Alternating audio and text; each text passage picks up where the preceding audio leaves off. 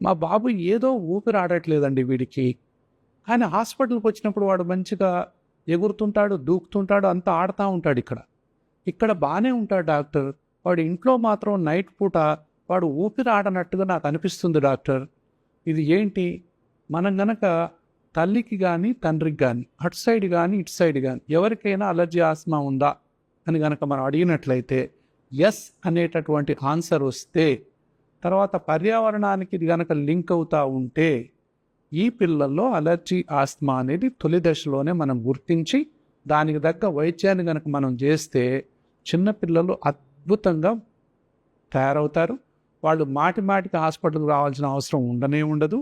లేనట్లయితే ఎప్పుడు చూసినా జలుబు, దగ్గు, ఆయాసం, హాస్పిటల్‌కి పోవటం, యాంటీబయాటిక్స్ వాడటం, ఎన్ని హాస్పిటల్స్ వాడినా తగ్గకపోవటం, ఎంతమంది డాక్టర్ల కాడికి పోయినా తగ్గకపోవటం, ఇంక ఇది ఒక రొటీన్‌గా మారుతుంది.